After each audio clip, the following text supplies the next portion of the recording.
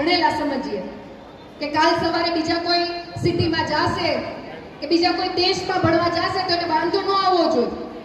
આપણા પરિવારમાં, આપણા કુટુંબમાં એક અલગ માભો આપણો બનવો જોઈએ કે મારી દીકરીને જો હમણાં બોલશે રેન રેન ગો હવે કમ અગર કમ, મને તો આગળ નથી આવડતું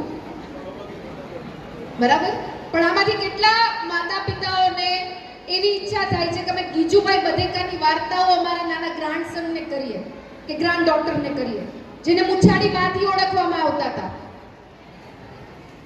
none. Harry Potter, Ruskin Bond, Frozen, એ બધાને ખબર છે, પણ પંચતંત્રની વાર્તાઓથી કદાચ આપણે વિમુખ થતા જાય છે.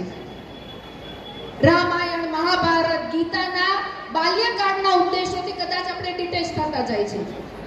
એટલે હું મારું વાક્ય ફરી એક વખત આપ સૌ સમક્ષ મૂકું છું કે શિક્ષણ એ ફક્ત અક્ષર જ્ઞાન નથી, લખતા વાંચતા આવડે એનો અર્થ શિક્ષિત નથી.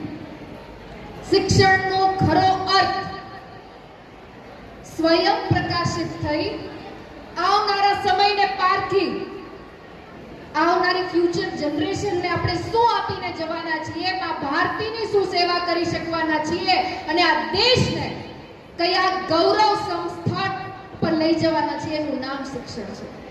એની અંદર કાંઈ પણ ડર હશે તો ડર બહાર નીકળશે તો આવનાર દેશના ભવિષ્ય માટે અને આપણા ઘર માટે, આપણા સંતાન માટે આપણે અડધો કલાક આપણા સંતાનોને આપીએ એવી જ મારી એક સૌને અપીલ છે.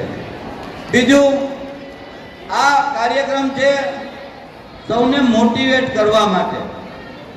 આપણે અગાઉ 12-15 વિદ્યાર્થીઓનું સન્માન કર્યું. સન્માનની અંદર માત્ર 10-15 તાળીઓ પડતી હતી.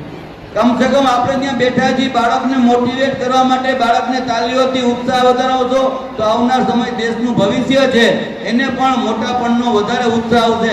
તમારે દરેકને અપીલ છે કે બાળક જ્યારે એનું સન્માન થઈ રહ્યું હોય તે દરેક એને તાળીઓથી વધારજો. વિશેષમાં કાંઈ ન કહેતા શાળા